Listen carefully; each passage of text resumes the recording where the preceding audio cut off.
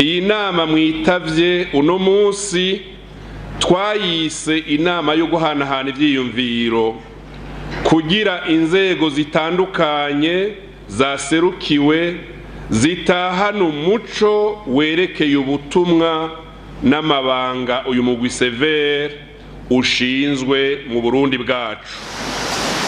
Cyo bwa mbere nagira ngo ntangurire ku buhamya mbaye nk'abanyarwanda.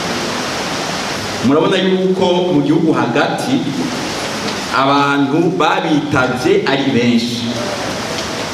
Mwavuze mbere ko nuko baregera babaregera. Mugabo urabe ibujumbura nyene babitavye. Babitaba gake. Nico gituma mu mugambi ukurondera ukuri gufasha kunywana hari abantu mutegerezwa baye nk'abandi gukorera ko gusumvya abandi abiyumviriye abatunganije kenshi usanga babaye intambamyi kuri uwo mugambi wo kumenya ukuri gufasha abantu kunywana. Ibibazo dufite uyu munsi ni 2019 nibiza ngira ntibifatiye cyane ngaho mugabo bifatiye ahakurikiye ari twebwe abarundi turiko turagera igihugu kuva mu 1962. Ikibazo cya severe iyo bavuze severe hariho kumbure bamwe b'umengo si ikibazo scientifique cyangwa si ikibazo ushobora kwegera ushobora kwiga scientifique. Umuntu agaca abona ko mu byari byaravuzwe kuri barambabarira ariko ibintu scientifique abyarimo nutoenda kuja muri recherche scientifique nene cyane gose zokumvikana kuko mukorona cyakaza mu gihugu kitari kwiwe yakoresha uburyo bwego bwose kugira ngo kure besoin de la cause soit choqué no kwemana son pouvoir none abanyagihugu abacanishemo hagati yabo nibisanzwe. La première chose chukwevita nuko muduha des raisons de spéculer mu gihe muzoba muriko urakora kano kazi. Sasa ico ni kintu cambe kugira ngo ntumuduhe des raisons de spéculer nuko mutwereka ko ari scientifique kugira ngo umwe wese abone yuko ico muriko murekana ari scientifique. Ikintu cera tubone ko cera. Aha ndabivuze kubera iki? Umuntu hano ndabona ngo baravuze ngo fosse commune ni byiza mugabo muri fosse commune umuntu aje kubwira ati arya magufa sa magufa y'abantu n'ay'inyoni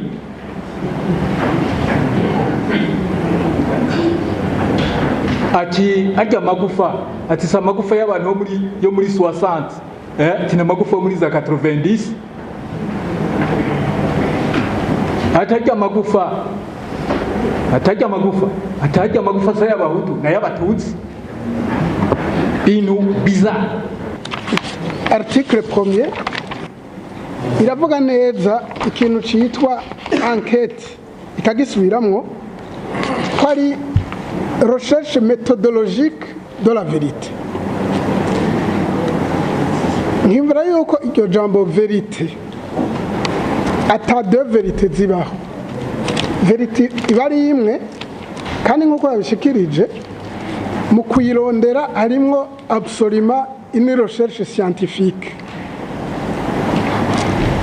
Naho ubuhinga bugeze ubu buranabipermeta yuko ikintu bakidetermina avec précision. Mu mugwi wanyu murafise uruhara rukomeye cyane mu gutegura kazoza ku Burundi. Kuri jewe murafise uruhara runini kugira ngo izi generation zibiri zibangabanganwa buze mu gihugu kuno munsi zifashanye kugira ngo uko kuri kumenyekane. ntituze turaguca kubiri ntihagire uwutinya ukuri mpora numva abanyapolitike bamwe bamwe iyo uvuze ngo warakoze iki umengo uramurengeye akarimbi oya abarundi uturavye dutwara amabible mu minwe hari abakatolika hari abaprotestante hari he dutwara amabible mu minwe bamwe tukirefera kuri iyo tukayavugisha ivyo dushaka mugabo hariho ijambo rikomeye jewe nabonye ukuri niko kuzodukiza ukuri niko kuzodukiza ntidutinye ukuri rero kuko iyo ukuri ukwemeye uba wikijije wewe mugabo cyane cyane ubikijije n'igihugu kurondera des solutions qui conviennent non pas à la majorité 100%, mais au plus grand nombre. Au plus grand nombre. Mais la CVR existe, la loi existe. Commissaire Deo yavuze ko le Parlement ifise un pouvoir disciplinaire sur les membres de la CVR. Aha rero niho mfise amakenga nta rwego rwubaho atanumwe arufise ko memizi de n'amarorasiyo atanahamwe abuza independance y'urwego ni nka bijya yuko la commission donne un rapport au parlement ikerekana ibyo yakoze turuta gutanga raporo ku nzego c'est pas ntawe bihuriye na manque d'independance kandi izindi nzego similaire zibikora uko mwavuze yuko mu byatumye abantu benshi batabazwa hariho les aléas climatiques naraje ifisha mutabaye none mwebwe bashasha muzotanga undi mwanya wo kumviriza abarundi benshi kugira ngo tumenyeke tuvuge tuti imyaka ine yatanzwe kuri komisiyo ikwira idakwira twabanza twayirindira tukabona iyo tuzoba tugeze abaduserukira mu gihugu umengo ntaho bigeze batubwira ko severe yoba yariyimvye kugira ngo imenye ukuri kw'ico kinogo rusange ko coba kihari ariko ko turi mu mugwi ujejwe ukuri nibaza ko mwoduha nk'uburorero mukatubwira ngo mu ntara runaka cyangwa komine runaka hoba harabayeho ukwimba kugira ngo ibyo binogo bishobore kuboneka. Sinzi abo mufise mu ntara zanyu baserukira ingere bangana no ku mitumba aho babashika kuko twebwe mu gihugu cyose twarashe kuri izi ibihumbi za force commune 4,000 zirenga twavuze twarashoboye kuverifia kwimba tukakonfirma neza ko hariyo ibisigarira by'abantu mu mafoza ashika 315 mu ntara ngara hano henshi ubona pa verifie itegeko n'ukuri ni ryiza cyane ni ryiza rwose kandi riratomoye ariko ingingo yaryo ya 19 aka karongo karyo ka kabiri ariko ko hagati bavuga ngo la décision de lever de l'immunité à un commissaire est prise par 2/3 des membres de la commission. Mbega ari nka hamwe commission boshika bikagenda nk'uko bagashwana mwumva bihindutse ko bacaniranira imanza cyangwa ko bakurana ko uburenganzira mwumva bitohava bigira akantu gahanze. Komiseri mukorana turejo mukaba muri kumwe mugize nk'umuryango abo biri kumwe baba bari mieux placé kumenya bati nimba icaha arinze acagirizwa reka tubanze turabe ko atarico ko atariko azira akazi dukora basanze ubutungane bumurondera ku bintu canke polisi la commission ikabona 2/3 ce n'est pas un tiers bakarinda abakomiseri 9/13 bahuza bakabona bati uyu muntu ubutungane bwumukurikirana kuko motif ntisa nibyo bariko baravuga je mbona yuko ari ni très bonne garantie kiretse ko meme muri critère de sélection abakomiseri bavuze ukuntu batorwa baraba abantu plus ou moins la sélection iba ari nini. Je mbona yuko iyo pouvoir de lever de l'immunité de 2/3 ihawe abakomiseri plutôt ari ini garanti ikomeye, kuko iyo hypothèse yuko abantu bose 13 bashwana 9 sur 13 9 bakanka umuntu umwe mu bantu 13 c'est encore ikwiye kugira umukomiseri abe protégé. Niho rero kimwe twita pouvoir disciplinaire mwumve ko ari amakosa y'akazi muga iki ca lever 10 minutes mwumve ni en cas d'infraction umukomiseri aba aronderwa n'igipolisi canke na justice pour des raisons en cas d'infraction. Icyifuzo cyane ni uko muheza iki kiringo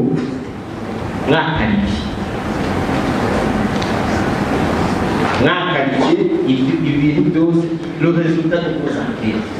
Perezida yababwiye inama twaroyemwo y'umwiherero ngira mu bintu twavuze ivyo birimo yuko dusomira itegeko tukarikoresha uko riri tukarondera ukuri tugakarifya. Je ntabwo bamfise kuri ico kintu kuko qualification ni ibintu technique, ubuhinga bwo gukarifya turabufise. Jewe mbona Mutabazi no muremesha kuri ico kintu yavuze. Burya abantu benshi nabo bapfa kuza baremera ngo reka ngire ikibanza ngo tuva hamwe ngo dusange ko tugira iki bajya mu bihenda cyane aba yabaye manipulé. Il faut yuko le concepteur d'un crime contre l'humanité ahanwa. Ubundi la justice transitionnelle nkuko yayivuze si justice ija kurondera les exécute ubundi la justice transitionnelle izi nzego y'amatribunaux spéciaux kenshi baraba les commanditaires bakaraba les auteurs moraux. Hari abatinya kuvugukuri kandi bakunze ugasanga ari mu migwi n'abandi bantu bari kumwe ho mu kabari cyane ku kazi ariko ibyo akazi mugabo udashobora kubaho kuja imbere y'umuntu severe uyo mwezi mwamumenye amenywe nabo bakorana cyane baganira ibiganiro mbere nk'ubu jewe namwumvise nkabajya kara mu mutumaho jane birako atakibibuza kuko ubu rero témoin du témoin wowe ntubuzi uko kuraba yarakuvuze muga kugira kwivugire au niveau de la procédure ntaco kubuza kutubwira uti urya arazi uko kuri muramubaza jewe naramwumvise akuvuga aza kuvuge atabivuze volontairement ni ama prerogative baha abakomiseri yo gushaka gukoresha ico no kwita inguvu bagashobora kumutumako akaza kubivuga. Hari naho umuvuzi acamenya ko abimenye akaza kubivuga volontairement wenyene. Uyu mugwi rero dusanze abarimo ntibatukura amaso kandi ntibabibe icyo ni kimwe. Icya kabiri twifuza yuko amakosa yoba yarakoze umubyeyi ntitugishaka kugwaruka bagenda muri tribunal ngo tugira duhindure ntitwitwe bene naka. Kubera iki bagenda guhindura amazina bafashe y'ababyeyi babo kubera ubwoba.